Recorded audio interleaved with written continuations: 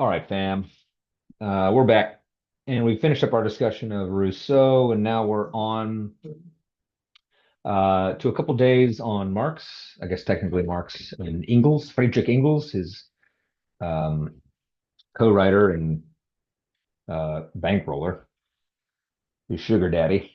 Um, so there's a bit of a chronological switcheroo happening here. We've been proceeding in chronological order up to now: Machiavelli, Hobbes, Locke. Um, Actually, I guess we kind of went out of order because the founders, the declarations that we wrote, two of those were from the 19th century. The Declaration of the Rights of Man and the Citizen was from 1789, so we jumped back to Rousseau. But the most important chronological issue here is that Marx is writing. So these are from the 1844 manuscripts. The manifesto that we're going to read tomorrow is from 1848, and then we're actually going to jump backwards in time to look at Burke's Reflections on the Revolution in France, which was written in 1790. Um, and I'll explain why we're taking that approach when we get to Burke. Um, the basic idea here, and the reason why I link Marx and Rousseau, is that both Marx and Rousseau, and of course, if we had a sort of 3 day a week regular term semester, we could investigate this a little more thoroughly. But both of them have um, the thematic elements of revolution within them. And in particular, not the kind of revolution that we saw with Locke and with the American founders, where it's like, here's a particular tyrant, whether that tyrant is um, Charles II or James II or George III or whoever it might be, and due to a set of natural rights that we claim, due in particular to our natural right to alter or abolish a form of government that's prejudicial to our happiness and to the natural law, we seize upon the obligation to resist and to forcibly reject tyrannical rule.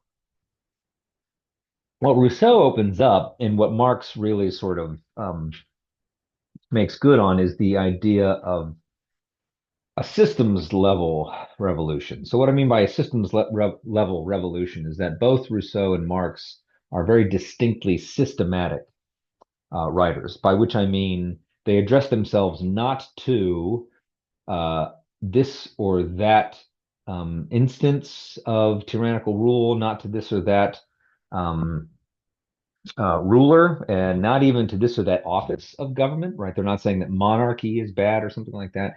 What they are directing themselves at is something like the whole system, like the whole edifice. It's a comprehensive critique. So for Rousseau, there's something fundamentally unjust about not just Louis the 15th or whatever, not just the French monarchy, not just the Estates General or whatever constitutional system he would address himself to. Rousseau's point is like French society or Swiss society or European society is like corrupt from the top down. There are certain fundamental misunderstandings, certain fundamental corruptions that the entire system has been built off, and therefore the entire system has to be rejected, right? It's not like by reforming this or that institution, by establishing a Department of Education or something, or it's not going to be on some margin that we're going to move closer to freedom. We are enslaved by the modern nation state, Rousseau thinks, and nothing short of a complete and total refounding of the nation state on new footing is going to make us any freer. And of course, this is the approach taken by the French revolutionaries in 1789. Right? This was not an act of secession or a movement for independence in the way that we see the Americans, the colonialists undertaking a revolution. It was a kind of total revolution. So it addressed itself not only to the form of government, and of course, it tore down entirely not just the monarchy, not just the estate system, but the system of nobility that had been in place for millennia, It addressed itself to the church. It addressed itself to French culture. It was a kind of total revolution. We'll talk about that when we talk about Burke in a few days. Um, Marx is of a piece with this, except for Marx, it's not just the state that's corrupt. It's something like the entire political economical system in which we find ourselves. In this political economical system, it's not just that it's the system that's messed up, it's that the system itself um, kind of seeps into our minds. And so ultimately, for Marx, what has to be resisted, the revolution that takes place, will not just be a total revolution at the level of politics, right? So it'll be a complete changeover in terms of political organization and political power, but it will also be a complete reorganization at the level of society. And so, marriage, the institution of marriage is going to look completely different under the system that's to come than it does now. Our art is going to look completely different under the system that's to come than it does now. Things like language, all forms of hierarchy, religion itself, religion, Marx thinks, will be abolished in the system that's to come. Um, so it's a kind of a total social revolution to go with the political revolution. And if that's not far enough, it's also a total kind of internal revolution. So the system sort of reproduces itself in our minds. This is Marx's idea of ideology. It produces a kind of false consciousness, which we're going to talk a little bit about today, the feeling, the sense of alienation, the sense that we can never be at home in the world around us. And so the revolution will have to be at the political level, at the social level, but it will also have to be at the individual level. Have you ever wondered why 20th century communist movements were always so into re-education camps, right? It's because those infected with or raised in situations constituted by bourgeois education and bourgeois society, they have to sort of completely relearn their ideas of justice, their ideas of just about everything. And so they have to be fundamentally re-educated, usually at some prison camp in Siberia.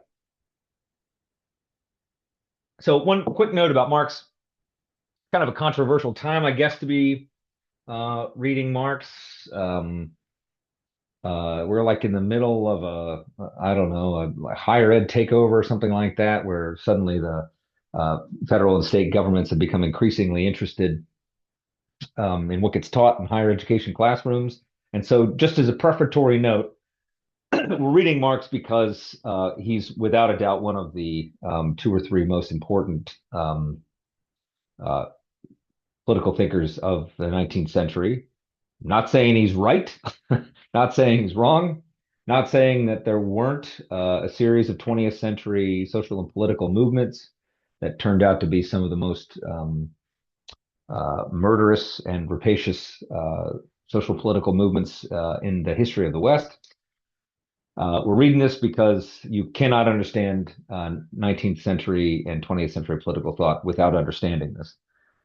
You simply can't. It can't be done. And so we are tasked with understanding Marx. And so we're going to spend today reading a very, very brief essay that he wrote of a young man as part of what are sometimes called the 1844 manuscripts. These were unpublished at the time. In fact, I don't think they were discovered until the 20th century. But they give a really close examination of Marx's account of alienation, excuse me, and in particular, how the economic system of capitalism produces this alienation. So the first thing to note is that Marx is really the first kind of thoroughly economic figure that we've looked at. And for Marx, actually, there is no such thing as an economic figure. All politics is economic, and all economics is political. Marx is a thoroughgoing materialist, which means that for Marx, a phrase that sometimes comes up in the literature, material precedes consciousness. So what he means by this is basically the kind of material conditions under which we live produce the social and political conditions under which we live. And we're going to talk about this a lot more tomorrow, so I'm not going to spend too much time on this. But for Marx, if you understand the conditions in which people work with the things around them, if you understand the conditions under which people labor and produce products, produce value, then you will understand the sort of political formations that will emerge from this system, and you'll understand the social class structure that will emerge from this formation. So economics comes first. It's Marx that actually gives us the term capitalism to describe the system under which we live. We'll talk more about capitalism tomorrow, and the ways that it's distinct from socialism and communism and other systems of political economy. But what this essay does is it attempts to investigate the what you might call the experience um, of capitalism, what it is like to live under capitalism, and in particular, and this is most fundamental for Marx, what it is like to work under capitalism. So we basically have five concepts to look at here. One concept is just the concept of alienation itself, and then we have to look at the four, I guess you call them varieties of alienation that Marx identifies that occur between.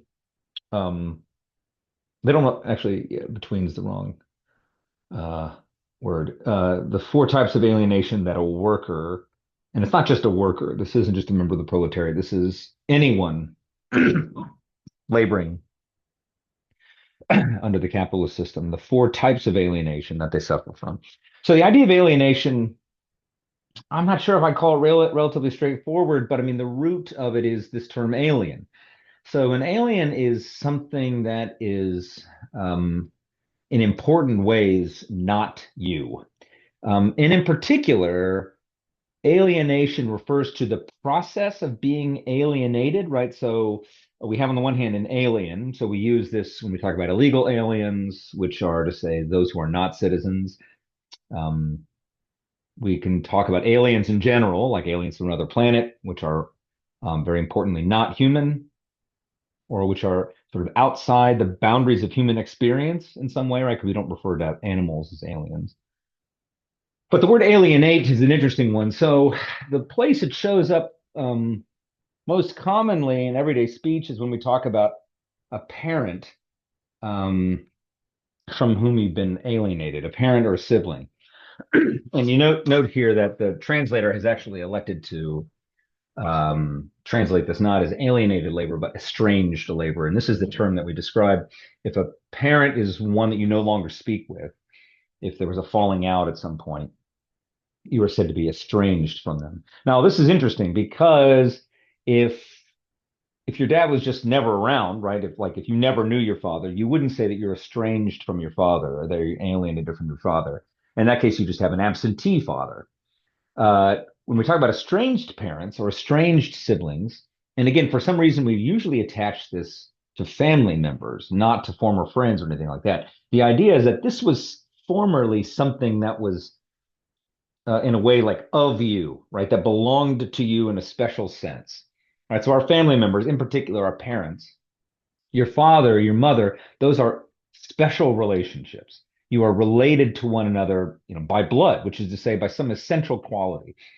And to be estranged from them means that this thing that was you in some way, that bore a special relationship to you and had an identity with you, no longer has that. It's now been made into something strange, which is to say, something that isn't familiar in this intimate way. So estranged, for something to be estranged means it was formerly very important to you, deeply embedded in your experience, and now it's outside of your experience in some way. Outside, it's no longer a part of you. It's been made strange. Likewise with alienation. What was once importantly of you is now an alien to you. And so that's what Marx thinks is happening with work under the capitalist system, which of course immediately we're like, well, what does that mean? Like when I think of work, I don't think of some process that's like intimate to me in some way. And so part of understanding what he means by alienated labor is understanding Marx's theory of labor, his theory of work, and his theory of the things that we work on. And so this will become much clearer as we move through this and identify the four species or types of alienation um, that we suffer. So one real quick note, and then we'll just get started on the four types. Uh, you'll realize as you work through this, Marx is a pretty difficult writer.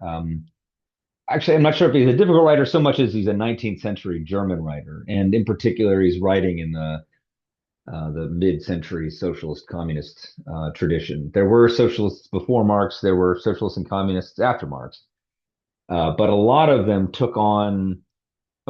worked in the veins of the philosophical system inherited from a guy named Friedrich Hegel.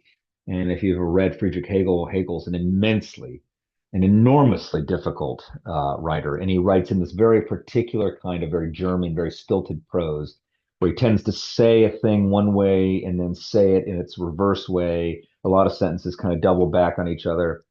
And this is the young Marx, very much in thrall still of Hegel, having just finished his dissertation in the Hegelian mode. And so, there's a lot of this kind of Hegelian affect, and this stuff can be kind of a slog, which is why I assigned so little of it. I think this is like maybe 8 pages long or something like that. So just bear with us here, just kind of slowly putz through this, and we'll figure it out together. Okay, the first type of alienation that we find, and again, the idea here is to describe the experience of working under capitalism. The first one we find here on the second page of the document, page 71 of the PDF. He writes the following: the worker becomes all the poorer, the more wealth he produces, the more his production increases in power and range. The worker becomes an ever cheaper commodity, the more commodities he creates. With the increasing value of the world of things proceeds in direct proportion to the devaluation of the world of men. Labor produces not only commodities, it produces itself and the worker as a commodity. It does so in the proportion in which it produces commodities generally. So sort of blah, blah, blah. The next idea, here's the big one. This fact expresses merely that the object which labor produces, labor's product, confronts it as something alien, as a power independent of the producer. The product of labor is labor which has been congealed in an object, which has become material. It is the objectification of labor. Labor's realization is its objectification. So what does this mean? It's actually, there's a very straightforward idea here that we recognize even today. And let's think about it in this way. Like so I got a bunch of kids, and they're older now, but they used to produce a lot of what might very charitably be called art. Um, so, they'd go to school or they'd stay at home and they would just color and scribble and whatever. And they would give it to me from time to time. Father's Day, I think, is coming up this weekend. It's just an FYI for everyone. Uh, and, on Father's Day, I'd get a bunch of art. Now, I would take this art and I would hang it up in places, and I would display it. I kept it. I have almost all of it now still somewhere in a filing cabinet. And a very obvious question that almost never gets asked is why I would do this. So it's obvious to us why I would do this. I do this because these are my kids, and the work that they produce is very valuable to me. But the value of it has nothing to do with the value of the art itself, right? So if I went to an art collector in the big city, Atlanta or Asheville or something, and I said, "Hey, I took in a whole portfolio of my 8-year-old's work," and I'm like, "What do you think? What do you think of this? I've got this, talented new artist who's coming up. These were given to me. I found these on a Father's Day recently, and I present them to the art collector. The art collector is just going to look at me and laugh and say, "This is worthless. This is terrible. This isn't art. This is garbage." So its worth to anyone else is literally zero. In fact, it's probably worth less than the paper that it was made with. And yet its value to me is very high. So its market value is nothing. Its personal value to me is very high. Why? It has everything to do with who made it, right? So there's this idea that the child's creativity, that their expression, that something of the child themselves, something of the child themselves, something of the person themselves has been brought to life, has been congealed in the word that he uses here, has been made real in the paper, on the paper. And it's not just that it's a kid. It's not just this is child work, childish art. I can't take it to another person who just loves kid art in general or whatever. I can't take it with another parent and say, hey, do you want to buy this? This is my kid's art. It's me specifically. Like I'm the one who cares about this kid. I'm the one who's invested in this kid, and there's something of this kid in the art. That's kind of what Marx is talking about here. So what he's saying is like the things that we make are important to us. And often the things that we make can be very personal to us. So, we think about artisans in this way, right? If you go up to Asheville, and the kind of crunchier parts of Asheville, you'll find a lot of people, who are practicing woodworking, and they'll sell you a bowl. And you look at the bowl and you're like, I could get a bowl at Walmart for 30 cents, or I could buy this guy's bowl, wood turned. Obviously, it took him a lot longer. In terms of it being a bowl, they're both the same, right? I can hold cereal in the $30 Walmart one. I can hold cereal in the Asheville bowl, but the price difference is enormous. The price difference is going to be, the wood turned bowls are we're going to be $300 or something like that. And it's because there's some kind of special connection. There's some kind of special connection between the person and the thing. And we recognize that connection even when it comes time to value these things economically. So what Marx is saying here is like there is a connection, a kind of spiritual connection between you and the work that you do and the things that you create. And under capitalism, that connection is severed. So if you go to work at the bowl factory, the factory that's selling these bowls to Walmart, right? You don't own any of these bowls. None of these bowls are yours. In fact, actually, you may not even see any of these bowls. Maybe you're working on the machines that spray the bowls, spray the polyethylene coating or whatever on the bowls. Maybe you're working in the packaging science part of the bowl factory. If you're working at a car factory, odds are you will never work on quote a car. You'll work on the door, or you'll work on this part of the door, or you'll work on this part of the steering system.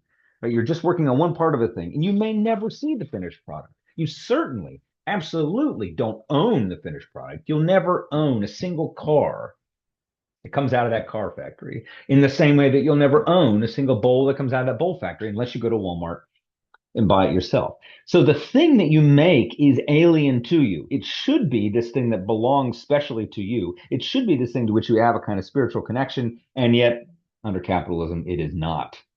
The product of your labor belongs to someone else. It belongs to the owner of the means of production. So that's the first kind of alienation. And all these kinds of alienation are sort of linked together. What's the second one here? Uh, so the second one is the relationship to labor. I'm trying to see what the best passage here.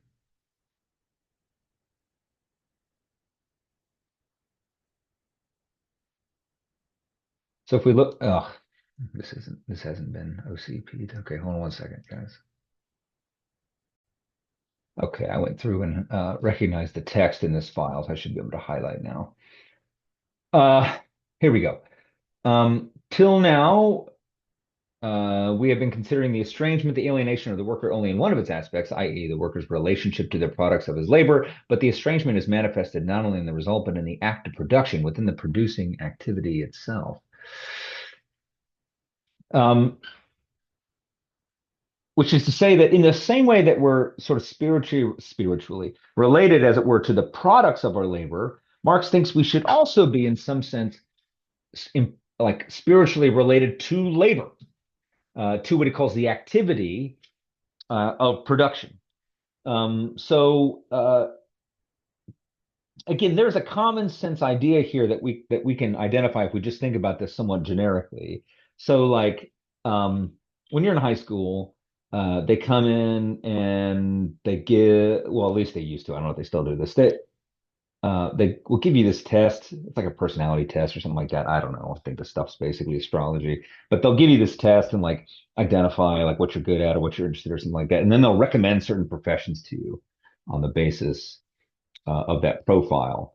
And it's mostly gobbledygook, but like whatever. The basic idea here is an idea that we confront a lot, which is like each of us is meant for a particular vocation or something like that. So my grandfather used to say to me, I remember when he came to my PhD graduation, he's like, Now you'll never have to work a day in your life, which was funny because I didn't have a job yet. But the basic idea was like this task, this profession is so well suited to you that going to it won't feel like work. That going to it will just be like another function of yourself. You'll just be yourself when you're at work, rather than something else. So we recognize that there is this wish that we have a vocation, to have a profession that is in some sense in keeping with who we are, and where we won't have to be a different person when we get to work. And then at the same time, we feel the drudgery of a work. Like if you ever had a bad job, man, bad jobs are the worst. If we think, and there's a whole like litany of movies that kind of illustrate this basic idea, particularly a movie like Office Space, where just the sheer alienation that you feel at work, like you go for 8 hours a day, which is like half of your working time, and you have to basically pretend to be someone else. You have to be a tool for someone else, right? Someone else is buying your time, they're buying your effort, and in return for this money, what they get is they get to turn you into a tool. And so the things that you work on are not in any way, shape, or form expressions of yourself. They have nothing to do with any interest that you might have. What you're doing is what someone else wants you to do, right? So you're working on their behalf, which means then that what Marx would think of as your creative energies, right? If I mean, what you have to do, what you have to give to the world in this life is to do with what you work on, is to do with what you produce.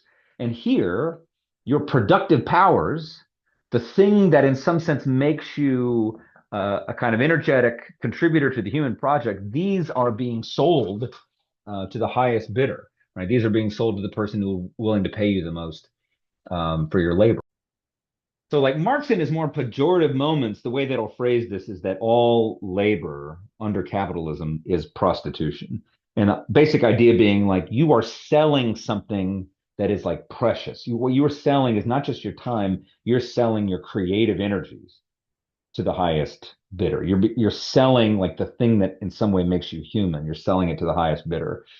Um, and of course, we have so think about like TGIF, man. So like TGIF, thank God it's Friday. The basic idea is like the work week is over and now I can finally be myself. Like now I can finally have fun. I can finally do the things that I want. Well, for Marx, under a properly ordered system, your work would be the thing that you wanted to do. Your work would be the thing that was an expression of your creative powers, of your creative endeavors. But under capitalism, this relation is reversed.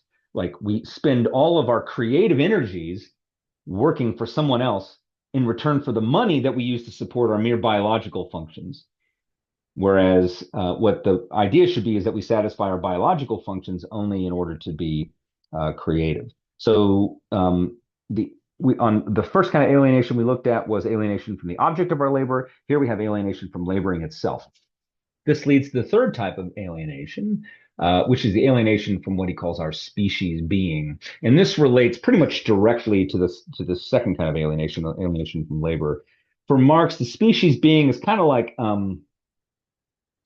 what this particular species is meant for. So it's a kind of a teleological project,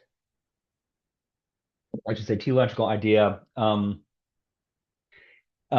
the basic intuition is this. Like if you compare us to other species, Marx thinks we can perform a kind of taxonomy of species according to what these species do, right? So if we think about beavers, for example, so like beavers are unique in a couple ways. So they have like the same animal functions as every other animal, right? They eat, sleep, they copulate, they produce waste, whatever, right? And there are some things that are unique to beavers, but mostly they just have animal functions, same as all other mammals or whatever. You can classify them in those terms. But what makes a beaver unique is like beavers build dams, right? That's what you know about beavers, which is to say that beavers perform a particular kind of labor.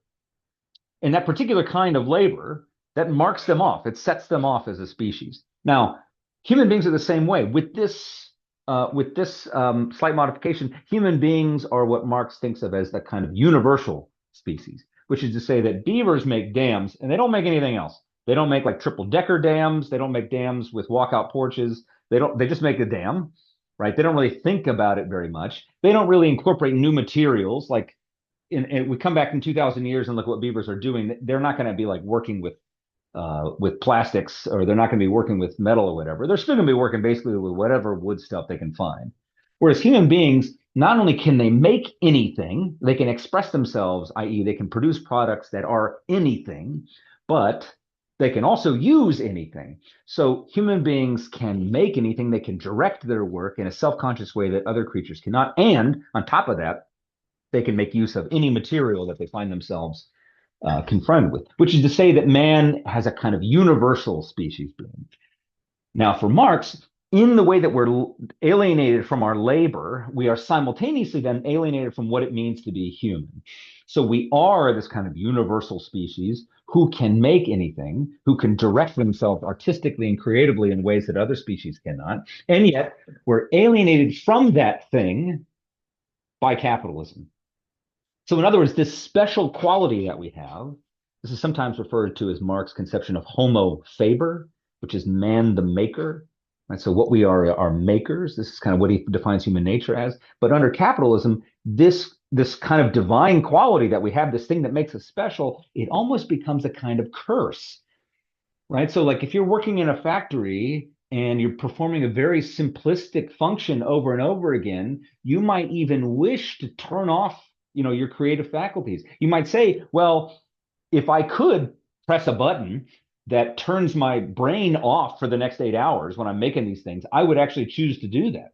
So for Marx, what that suggests is that what should be our relation to our creative energies, namely the special and divine capacity we have, actually becomes something of a curse, right? If we didn't have this, we could just, right? If we were just an idiot of some kind, we could just stay at home and no one would have any use for us and we wouldn't have to work. But under capitalism, the cleverer you are, the more nimble you are, the more valuable you are, and therefore the more you must work. There's actually an interesting riff on this. There's a show on Apple TV called Severance, in which this basic thing happens. People arrive at work and they've invented some kind of technology that essentially shuts their personality off or shuts their memory off while they're at work. And so they never actually have to experience the working process. And so Marx would say, listen, this isn't just alienation from labor, this is alienation from what it means to be human. And he talks about this here at the bottom. I'm going to highlight these passages and you can go back and look at them later. And then finally, we have this fourth kind of alienation, which is alienation from each other.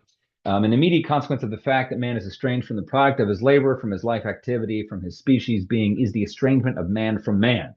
If a man is confronted by himself, he's confronted by the other man. What applies to a man's relation to his work, to the product of his labor, and to himself also holds of a man's relation to the other man, and to the other man's labor and object of his labor. So if you're a worker under capitalism, you are inherently alienated from everyone else. And by everyone else, I mean everyone else. So if you're a worker, naturally you are alienated from your boss, right? Your boss wakes up every morning and the question that he's asking is, how do I extract more labor value out of my workforce? How do I extract more labor value at a lower cost? I want to keep wages as low as possible, and I want to raise the amount of extraction I get, the exploitation, Marx would say, I get out of these people to its maximum. So, in other words, his posture towards you is inherently hostile.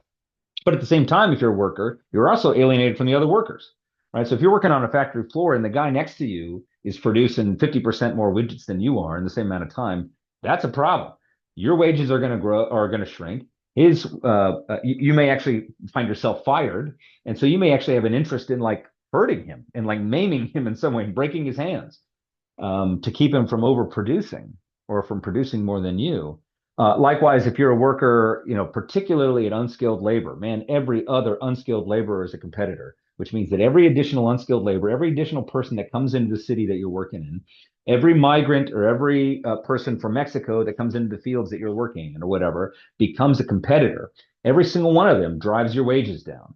Every single one of them is a potential threat to your livelihood, which means your posture towards, right, if you're a member of the proletariat, a member of the working class, your posture towards the ruling class is going to be antagonistic, but your posture towards other members of the proletariat are going to be just as antagonistic, right? Each one of them is a potential competitor to you, and they're driving your wages down. And likewise, if you find yourself in the capitalist class, in what Marx calls the bourgeoisie, and we'll talk much more about these categories tomorrow, you're likewise alienated. So, you get up in the morning and every worker that comes into your factory, they're trying to sandbag. They're trying to work as little as they can for the most wages, which makes them inherently hostile to your project, which is to extract as much value as you can at the lowest possible wage. And likewise, you're alienated from every member of the capitalist class, right? So if you're Bill Gates, man, you can't stand other software developers because they are undercutting your business and you will act antagonistically towards them every chance that you can get. You'll buy them out, or you'll buy a negative ad campaign for them, or you'll ask regulators to handicap their business or whatever else. So these are the four ways in which we are alienated from uh, uh, ourselves, the four ways in which we experience alienation under the conditions of capitalism. And we'll talk tomorrow about what Marx proposes to do about this. All right. Until then.